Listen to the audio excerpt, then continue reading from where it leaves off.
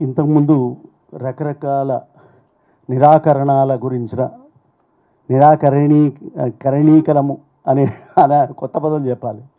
అటువంటి కార్యక్రమాలు జరుగుతున్న దశలో మనం ఇప్పుడు మాట్లాడుకోవాల్సిన, నేను చెప్పాల్సిన ఒక అవకాశం, ఒక పరిస్థితి ఏంటంటే పౌరసత్వ నిరాకారీకరణ అది జరుగుతున్నది. నేను ఇంగ్లీష్లో ఏమనాలంటే డీసిటిజనైజేషన్. ఈ పదాలు నాకు కూడా కొంచెం కష్టం, కొత్తగా తయారు చేసుకొని చెప్పడానికి పరిస్థితి ఇట్లా ఉంది కనుక చెప్పడానికి చెప్తున్నాను. యా అదే దాన్ని మనం ఇంకొక చెప్దామని, అంతకన్నా ఏం లేదు. ఇంకో కొత్త సమస్య, తీవ్రమైన సమస్య ఉందని చెప్పడానికి చెప్తున్నాను. ఇప్పుడు మనం వీది పీపుల్ ఆఫ్ ఇండియా అంటూ ఉంటాం. చాలా బాగుంది వినడానికి. వీది పీపుల్ ఆఫ్ ఇండియాతో మొదలవుతుంది మన preamble, constitution of India. Constitution of India గురించి చెప్తున్నారు మన మిత్రుడు ప్రభాకర్ గారు. ఇది ఊడుతుందా అనే క్వశ్చన్ వేస్తున్నారు మరి ఆయన. చివరికి వచ్చిన ప్రశ్న, తీవ్రమైన ప్రశ్న ఏమిటంటే, ఈ రాజ్యాంగంలో ఉన్న పీఠికలోని మొదటి పదంలోని వీది పీపుల్ అని నేను అంటూ ఉంటే అసలు ప్రజాస్వామ్యం ఎక్కడుంది అనే ఒక క్వశ్చను. తర్వాత రాజ్యాంగం ఉందా లేదా, రాజ్యాంగం ప్రకారంగా రాజ్యాంగేతరంగా కార్యక్రమాలు నిర్వహించుకుంటూ ఉంటే మనం రాజ్యాంగం అనాలా, రాజ్యాంగం లేదని చెప్పాలా, అరాజ్యాంగం అనాలనా, అరాచకం అనాలనా, ఏమనాలి? ఈ పదాలకు దొరకని కొత్త నిర్వచనాలు వస్తున్నాయి. ఆ నిర్వచనాల గురించి మనం ఆలోచించుకుంటేనే రాబోయే ప్రజాస్వామ్యం ఏ విధంగా ఉంటుంది, ఎన్నికలు ఏ విధంగా ఉంటాయా లేదా అని కూడా, ఎన్నికలు ఉంటాయా లేదా, ఉంటే ఎక్కడుంటాయా ఓట్లన్నీ, ఏమన్నా ఈవీఎంలో ఉంటాయా, ఈవీఎంలో ఉంటే కాల్చేస్తామా, కాల్చేసినప్పుడు ఎన్ని ఓట్లు పోతాయి, ఏ ఓట్లు పోతున్నాయి, పాత ఓట్ల కొత్త ఓట్ల, అసలు మనమే వేయని ఓట్లు అని ఎవరైనా పట్టుకుంటారేమో అని అనుమానించి ఆ ఓట్ల యంత్రాలను కూడా తీసేస్తుని కాల్చేసుకుందామా అని కూడా ఆలోచించాల్సిన విషయం. మనం అయిన తర్వాత, ఎలక్షన్లు అయిపోయిన తర్వాత ఎవరో కొందరు గెలిచారు, కొందరు ఓడిపోయారు. ఆ ఓడిపోయిన వాళ్ళ ఓట్లు, సార్ చాలా మంచి క్వశ్చన్ చేసినారు. ఓటర్లుగా ఉన్న, ఇప్పుడు ఓటర్లు కాకుండా ఉన్న, ఓట్లు వేయలేని వారి పరిస్థితి ఏమిటి అని అడుగుతున్నారు ఆయన. It's very very important question అది. ఉంటారా ఉండరా, వాళ్ళు ఎక్కడికి పోవాలి వాళ్ళు?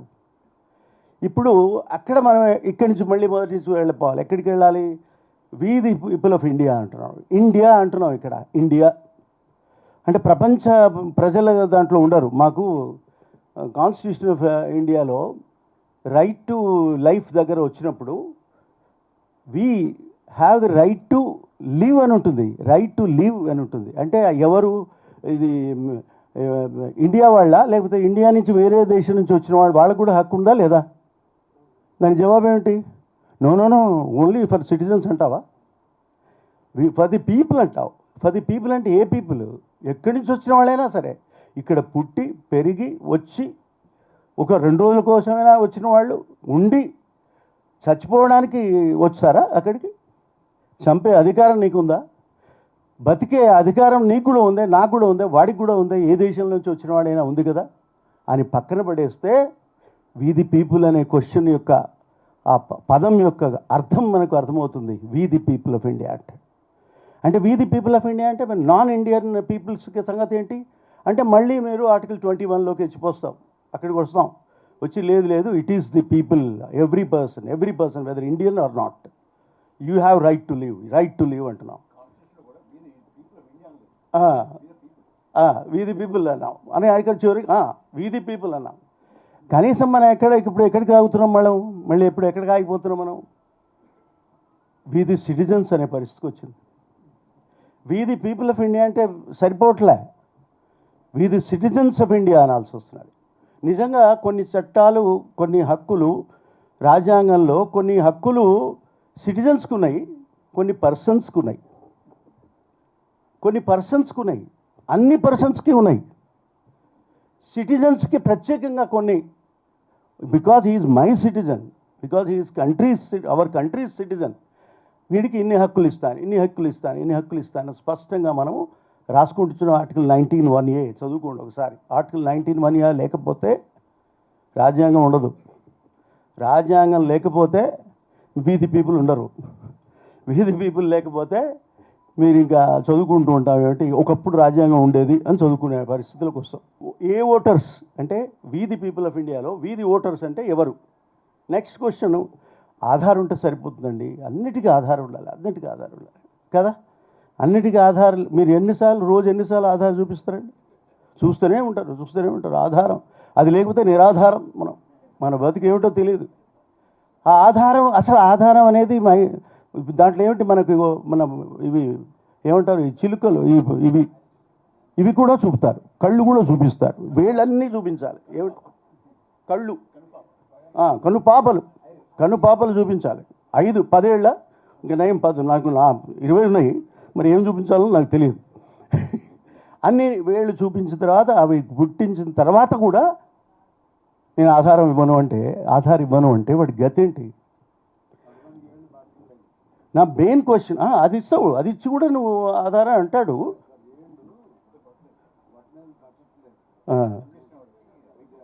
పరిగిపోతున్నాయి అంటే నువ్వు సరే, అది సరే, అట్లా ఏదో రకంగా ఒక ఆధారం తీసుకున్నాం కనుక ఇవాళ నాకు కూడా ఏవో ఇదేమిటి, నీకు అది కొనుక్కోవచ్చు, ఇది అమ్ముకోవచ్చు, ఏదో ఉంటుంది.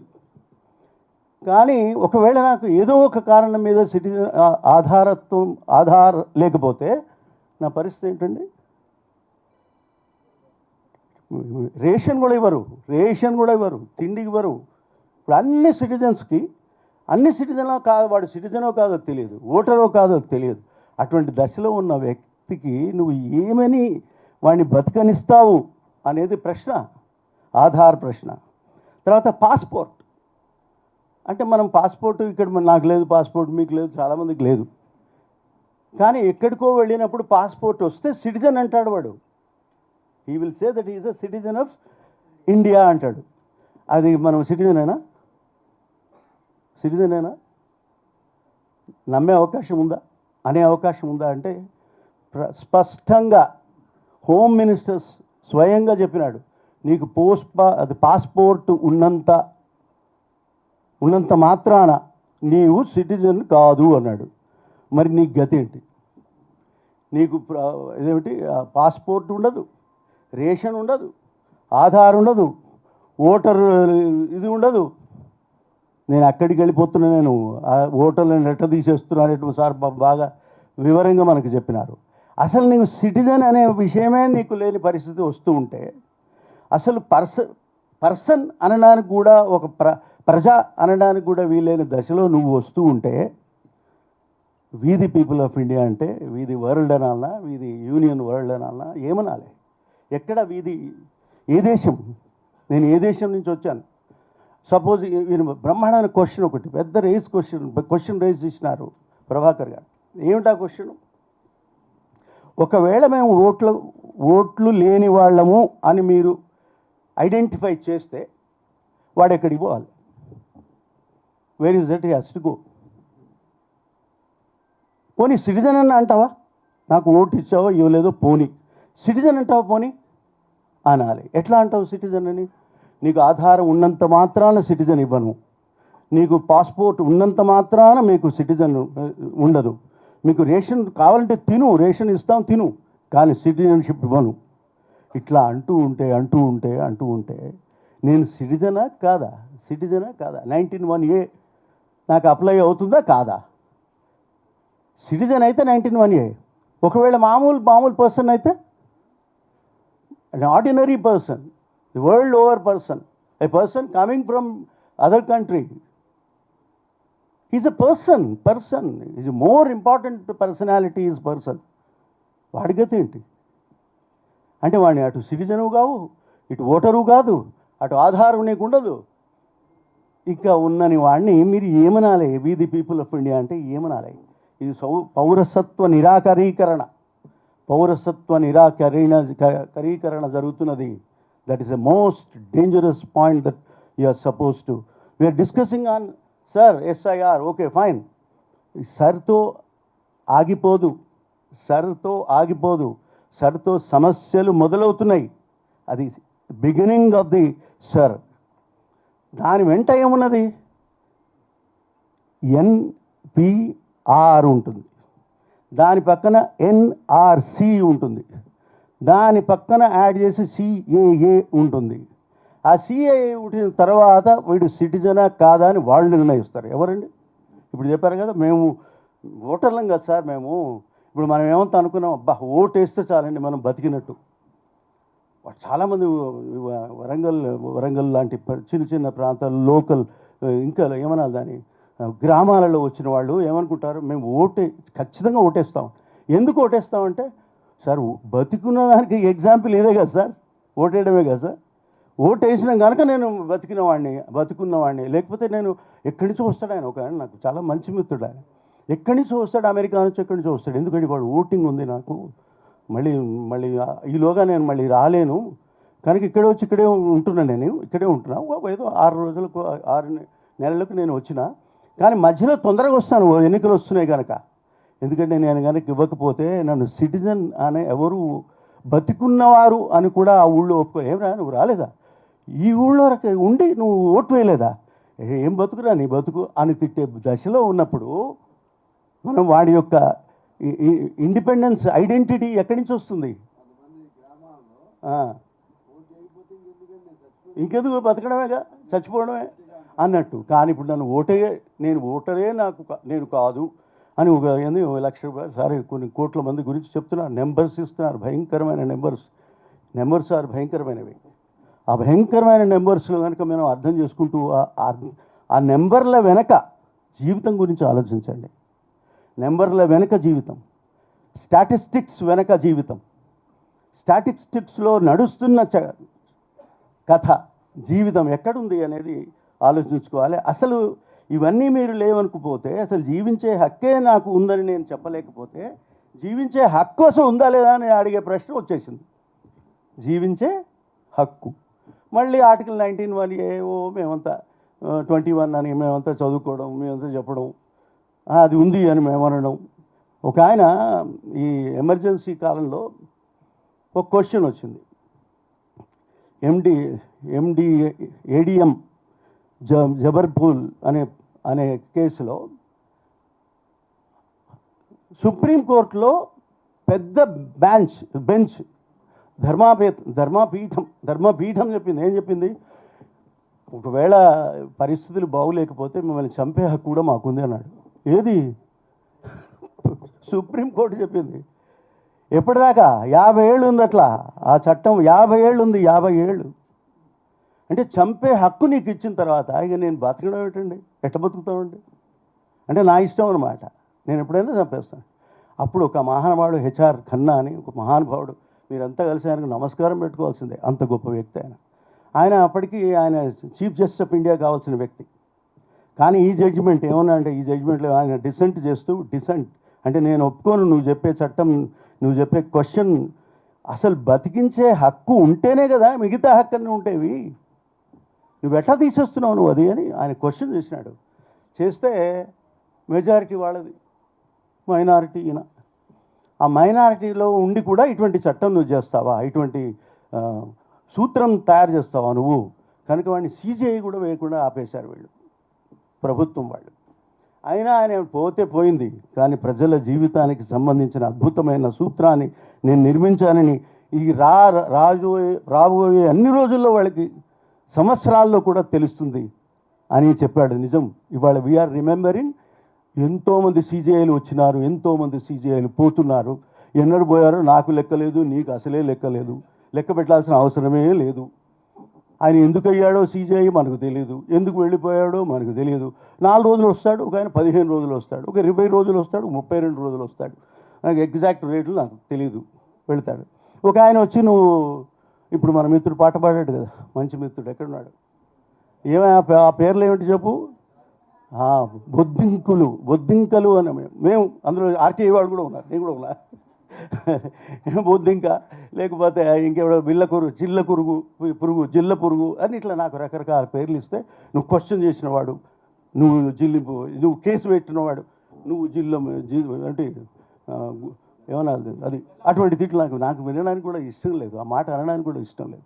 అటువంటి వ్యక్తులను పోల్చి ఇటువంటి వాళ్ళు నా సీజేఐ అని అంటూ ఉంటే నువ్వు ఎన్ని చెప్పినా పాపం ఆ సీజేఐ అనేది వచ్చింది, బీజేపీకి పోటీగా సీజేపీ వచ్చింది. సరే, అంటే మనం ఇప్పుడు అర్థం చేసుకోవాల్సింది ఏంటంటే మనం మనుషులమేనా కాదా, బొద్దింకలమా మనుషులమా? నేను బొద్దింకనా మనిషినా? This is the question. నేను మనిషినా అన్న తర్వాత నేను పౌరసత్వం నాకు ఉందా? నెక్స్ట్ క్వశ్చన్ నాకు ఓటు ఉందా? నెక్స్ట్ క్వశ్చన్ నాకు ఆధార్ ఉందా? తర్వాత ఇంకోటి ఏముందని పాస్పోర్ట్ ఉందా? ఏం లేకపోతే నేను గెట్అవుట్ అంటూ ఉంటే, రేషన్ కూడా ఇవ్వకపోతే గెట్అవుట్ అంటూ ఉంటే ఎక్కడికి పోవాలి నేను? Who am I? Where am I? Are we the people of India? Are we the people? First of all ఆయన చెప్పినట్టు, మన మిత్రుడు చెప్పినట్టుగా, are we the people? People అంటే ఏమిటంటే బతికించినవాడు, బతికి ఉన్నవాడు, బతకగలిగినవాడు, బతకవలసిన వాడు. వాడిని ఏం చేస్తున్నామండి మనము? ఇవన్నిటి క్వశ్చన్స్ సర్ కింద ఉన్నాయి. ఈ క్వశ్చన్స్ అన్ని సర్తో ఆగిపోతుంది, సర్తో మొదలవుతుంది అని చెప్పడానికి వస్తున్నాను. ఇక మనం ఓటు చాలా పెద్ద పవర్ మనకి, 100% పవర్ మన చేతిలో ఉన్నది, ఓట్ పవర్. మనం దాన్ని ఓటేశ్వరుడు అనాలి. కోటేశ్వరుడు కాదు, నేను కోటేశ్వరుడు కాకపోయినా పర్వాలేదు, ఓటేశ్వరుడు అయితే చాలు. నేను ఓటేశ్వరుడిని అని ఎంత గర్వంగా మా ఊరికి వెళ్ళి, మా ఊళ్ళో మేము ఓటేసుకోవాలి, మా ఊళ్ళో వేస్తా ఓట. నేను అప్పుడు ఢిల్లీలో ఉన్నప్పుడు నాకు సిటిజన్షిప్గా ఉన్నప్పటికీ ఇంకా రాలే, నేను అప్పటికి ఇక్కడ వచ్చి సిటిజన్షిప్ వచ్చి తీసుకొని, అక్కడ సిటిజన్షిప్ కాదు, అక్కడ ఓటర్ కార్డు తీసుకోవడానికి ముందు ఎలక్షన్స్ వచ్చినాయి. ఒక ఎలక్షన్స్ వస్తే మళ్ళీ నేను ఇక్కడికి వచ్చేసి బయలుదేరి హైదరాబాద్ వచ్చి దానికి ఫ్లైట్ మీద వచ్చి, ఫ్లైట్ ఖర్చు ఎంతో మనకి ఇప్పుడు చెప్పాడు ఇంతకుముందే, సరే లెక్క పెట్టారు.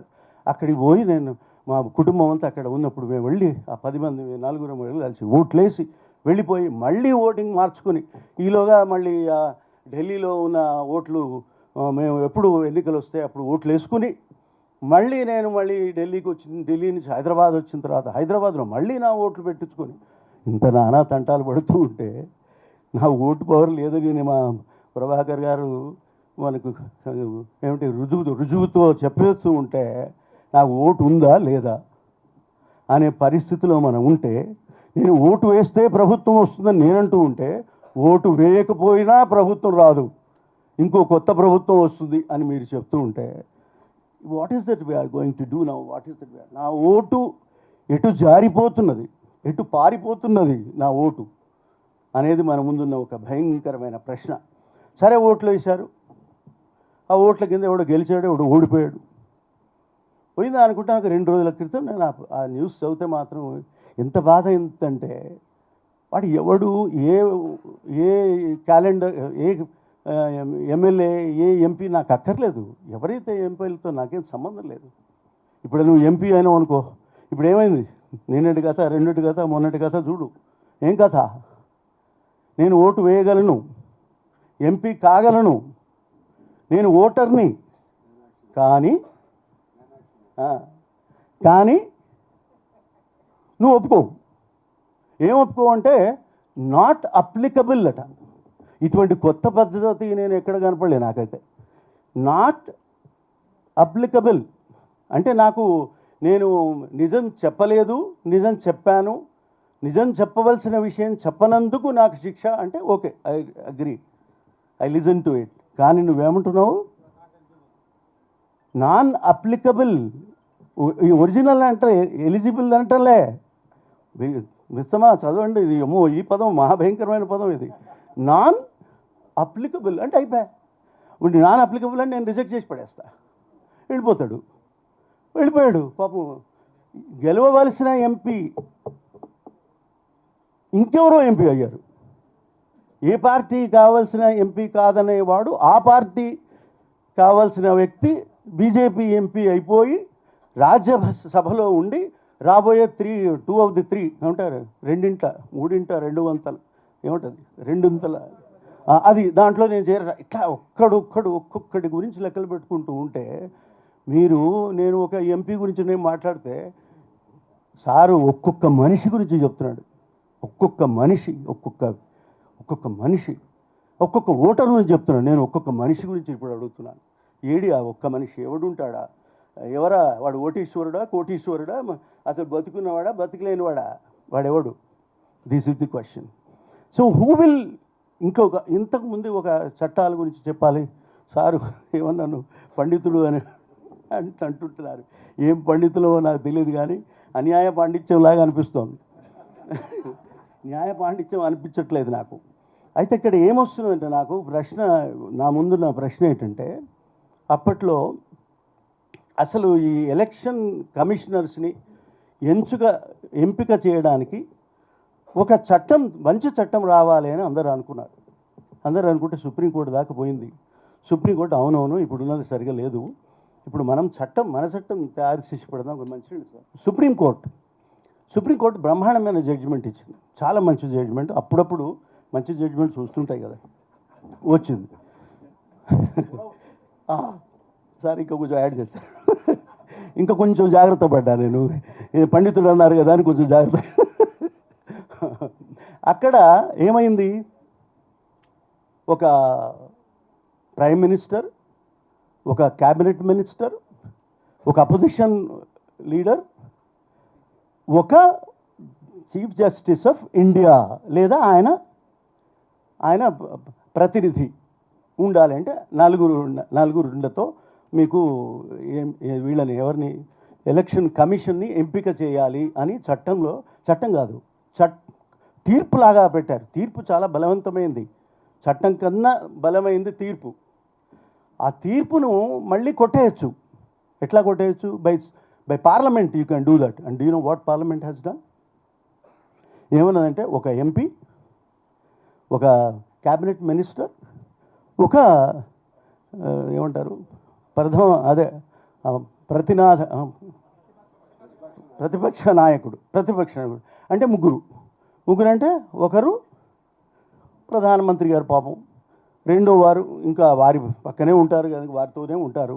ఇక మూడోవాడు ఎప్పటికీ మైనారిటీ, లైఫ్ అంతా మైనారిటీ వాడు. ఎందుకు ఈ చట్టం? ఇటువంటి చట్టం ద్వారా నువ్వు తెచ్చిన తర్వాత ఇప్పుడు ఏం చేశారు తెలిసిన? అది వరకు మళ్ళీ సవరించారు చట్టాన్ని. సవరించి ఏం చేశారు తెలిసిన? అధికారాలు అన్నీ నీకే ఇస్తున్నాం. ఎవరు? ఆ ఎంపీ గారికి. ఎంపీ కాదు, ఆయన పేరేంటి, ఈసీ గారికి మొత్తం పవర్స్ ఇస్తారు. ఏమని? ఈసీలు సిఈసీలు ఇద్దరికి వాళ్ళకి ఇవ్వాలి. ఒక మాట చెప్దామని మీకు చెప్తున్నాను. నేను సెంట్రల్ ఇన్ఫర్మేషన్ కమిషనర్ అయినప్పుడు నేను మన లెవెల్ ఏమిటి అని అడిగాను. నేను ఎక్కడో దాంట్లో ఏముందంటే, you are equivalent to central information కమిషనరే కాదు, you are central election commission సమానం అన్నాడు. అబ్బా, నేను సెంట్రల్ ఎలక్షన్ కమిషన్ సమానం, అబ్బా చాలా గొప్ప విషయం కదా సార్ అని అనుకుంటేవాడు. మాకు ఇంకొక ఆయన చెప్పాడు, అంతేకాదు ఇంకోటి చెప్పు విను, ఇంకో మాట ఏమిటి, you are equivalent to supreme court judge. అబ్బా, నేను సుప్రీంకోర్టు సమానం అని నేను ఇప్పటికీ చాలా చాలా గర్వంగా. ఏం గర్వం అండి, తీసి అవతల పారేసారు చట్టం, రైట్ టు ఇన్ఫర్మేషన్ తీసి అవతల పారేశారు. మళ్ళీ ఏమన్నా బొద్దింక కింద నా లెక్కలో పడేసి నేను కేసు వేసిన వాడు కూడా బొద్దింక ఇట్లా ఇట్లా చేస్తూ ఉంటే స్వయంగా వాళ్ళు ఏదో చెప్పారు పాపం, ఆయన పొరపాటు ఇట్లా అనాల్సింది కాదు ఏదో అన్నాడు. తర్వాత సంతోషం, ఆ మాట అన్నారు, నాకు చాలా సంతోషం. అంటే ఎక్కడి నుంచి మనం వస్తున్నామంటే ఈ పూర్తి అధికారం వాళ్ళ చేతిలోకి ఇచ్చి, ఎవరికి ఇచ్చినారు?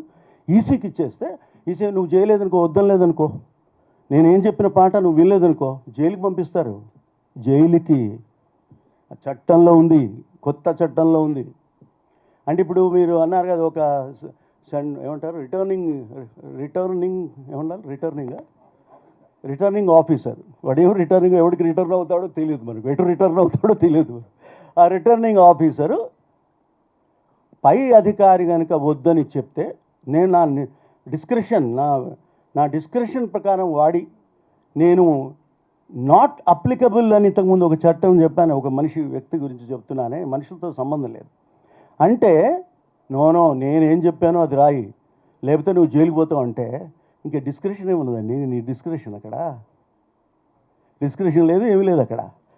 ఓడిపోతాడు, వాడు ఓడిపోయాడు. ముగ్గురే ఉన్నారు, అందులో ఇద్దరికే స్థానాలు ఉన్నాయి, ఇద్దరు ఎంపీలు అయిపోయినారు. మూడో వ్యక్తి వాడు ఎంపీ కావాల్సిన అవసరమే లేదు. ఎంపీ కావాల్సిన వాడు కాంగ్రెస్ వాడు, అంటే కాంగ్రెస్ గొప్పవాడని కాదు, ఈ సందర్భంలో ఉన్నాడు. వాడిని తీసుకొచ్చి నువ్వు బీజేపీ ఎంపీగా నువ్వు మార్చేసిన తర్వాత ఇప్పుడు 800 ఓట్లకు సంబంధించిన ఓటు హక్కులు ఏ విధంగా అన్యాయంగా పోయినాయో చెప్పండి, లెక్కేసుకోండి. ఆయన గురించి కాదు, ఆమె గురించి కాదు నేను మాట్లాడేది, విషయం గురించి చెప్తున్నాను. ఒక ప్రిన్సిపల్కి సంబంధించిన మాట్లాడుతున్నాను. ఎక్కడుంది ఆ ప్రిన్సిపల్? ఏం జరిగిపోయింది అక్కడ? ఇదైతే భయంకరంగా మారిపోతున్న ఈ దశలో చివరికి ఇంకొక సందర్భంలో నేను ఇంతకుముందు మనం ఒక సుప్రీంకోర్టు జడ్జిమెంట్ చెప్పా కదా, బతికించే హక్కు ఉందా లేదా? బతికించే హక్కు కాదు, బతకవలసిన బాధ్యత నీకుంది. ఏమండి, బతకవలసిన బాధ్యత అంటే ఏంటి? Your duty, your responsibility. అక్కడి నుంచి ఏమవుతుందంటే ఇప్పుడు మళ్ళీ ఇంకొక పాయింట్లోకి వస్తే, ఇంకొక వెరీ ఇంపార్టెంట్ పాయింట్ చెప్పేసి ముగించి ఇస్తాను. అదేంటంటే, ఒకవేళ ఓటు నాకు ఉంది అని నేను అనుకున్న తర్వాత నాకు ఓటు వేయగలిగిన వ్యక్తి అయిన మనిషి ఎవరా మనిషి? నువ్వు మనిషే. నాకు ఓటరా కాదా? నేనా? చెప్పండి, మీరు ఓటరా సార్? మీకుందా? నాకు ఓటర్ ఉంది, కానీ తీసేస్తే చెప్పలేము. అప్పుడు ఏమంటాడంటే, నీ ఓటు తీయడానికి ముందు నువ్వు ఇంతకుముందు ఈ ఓటు ఎక్కడి నుంచి తీసుకొచ్చావు నువ్వు అంటే, మా తాతగారు తెచ్చారండి, ఆయన ఓట్లు వేసేవాళ్ళండి. మా తాతగారి తర్వాత మా నాన్నగారు ఓట్లు వేశారండి. మీ తాతగారు ఏమంటారు ఓటర్ అని నాకు నిరూపించు అంటాడు. నేను మా తాత సంగతి దేవుడు అరుగు, నా సంగతి చెప్పు మొదలు. నా సంగతి చెప్పు, నాకు ఓటర్ ఉందా లేదా అంటే ఐ డౌట్ అన్నాడు. And that is the position boss, not my doubt, not your vote, not my vote, everybody's vote is now doubtful. ఎందుకు తెలుసు? నేను కూడా డౌట్ అని ఏదో ఊరికే తిట్టడానికి చెప్పట్లే, చాలా అందంగా ఉంటుంది మాట్లాడుతూ ఉంటే మీరు విమర్శించడానికి, ఉపన్యాసం చెప్పడానికి బాగుందని చెప్పట్లేదు. ఎక్కడ ఉంది అది? ఇంతకుముందు ఏం చెప్పాను మీకు? 3 పాఠాలు చెప్పే కదా. ఎన్పిఆర్, ఎన్ఆర్సి, సిఏఏ అనే ఈ 3 చట్టాల కిందట ఏం చెప్తున్నాడంటే, ఒకవేళ నువ్వు ఓటర్వో కాదో, సిటిజనో కాదో తెలియని పరిస్థితిలో ఉంటే దాన్ని డి సిటిజన్ అంటారు. డిఈ సిటిజనైజేషన్ అని అన్నా ఇంతకుముందు. డి సిటిజన్ అంటే ఏంటంటే డౌట్ఫుల్ సిటిజన్. దాంట్లో రాసుకుంటాడు డి అని రాసుకొని, నలుగురు మనొచ్చున్నాయంటే వీడు అనవసరంగా ఏవో రాస్తుంటాడు, ఊరికే వ్యాసాలు వారానికి ఒకటి రాస్తుంటాడు, పిచ్చి పట్టి వీడు. ఆయన ఏమో ఉపన్యాసం చెప్తున్నాడు, ఏమేమో ఒక్కడి దేశం అంతా తిరుగుతున్నాడు ఈయన అని చెప్పేవాడు. నాకు ఓట్లేదు అని అన్నాడు అనుకో, నేను ఓటను రుజువు చేయమనంటే నేను వాళ్ళ నాన్న అడగాల. ఈయన గారు పాపం వీళ్ళ తాతగారి గురించి చెప్పారు ఇప్పుడే మనవాడు. ఆ తాతగారు వారి తండ్రి గారు నువ్వు ఎట్లా రుజువు ఇస్తావండి? ఎట్లా చెప్పాను మరి? కాదండి, నేను ఇక్కడ రాముడు అయోధ్యలో పుట్టాడండి కనుక ఆయనకు ఓటర్ అండి ఆయన అంటే, వాడు ఉన్నాడా లేదా నువ్వే అంటున్నావు, క్వశ్చన్ చేస్తున్నావు. ఇప్పటికీ డౌట్ ఉంది నీకు. ఇప్పుడున్న వాడికే డౌట్ లేదంటే నువ్వు ఎప్పుడో రాముడి గురించి నువ్వు డౌట్ మాట్లాడుతూ ఉంటే నా డౌట్ సంగతి ఏంటి? Today everybody is a doubtful citizen. So నేను ఒక పుస్తకం రాశాను, అది ఎప్పుడు వస్తుందో నాకు కూడా తెలియదు, అంత కష్టాలు ఉన్నాయి దాంట్లో. అందులో ఏముందంటే, are we the citizens of India? Question is, are we the citizens of India? Are we the citizens of India అంటే వ్యతిరేకం అవుతుంది, జాగ్రత్తగా పాజిటివ్గా ఇద్దామంటే we the citizens of India అని మార్చుకున్నాం. We the citizens of India, who is citizen? అవన్నీ మనం ఆలోచించాల్సిన అవసరం ఉంది అని మీకు చెప్తూ, ఆ సిటిజనో కాదో మీకు తెలిసిన తర్వాత, ఓటర్ అవునో కాదో తెలిసిన తర్వాత, మీరు మనిషో కాదో తెలిసిన తర్వాత, మీరంతా కలిసి ప్రజాస్వామ్యం గురించి మాట్లాడితే, ఆ ప్రజాస్వామ్యం అనేది రాజ్యాంగంలో ఉంది అని మీరు అనుకుంటూ ఉంటే, మీరు అర్థం చేసుకుంటే, దాని గురించి మాట్లాడగలిగితే, క్వశ్చన్ చేయగలిగితే, 1918 వాడుకుంటే, 1918 కనీసం వాడుకొని, అయ్యా నేను ప్రశ్నిస్తున్నా, నీకు ఎక్కడి నుంచి నా ఓటు ఎందుకు తీసేసావు, ఎందుకు వస్తున్నావు, ఎందుకు తీసేస్తున్నావు, ఎందుకు వస్తున్నావు, ఎందుకు ఇవ్వవు అని అడిగే ప్రశ్న మీకుంటే మనకు రాజ్యాంగం బతుకుతుంది, మీరు నేను బతుకున్నట్టు లెక్క. Thank you. మరిన్ని అప్డేట్స్ కోసం ఛానల్ను సబ్స్క్రైబ్ చేయండి. నోటిఫికేషన్స్ కోసం బెల్ ఐకాన్ పై క్లిక్ చేయండి.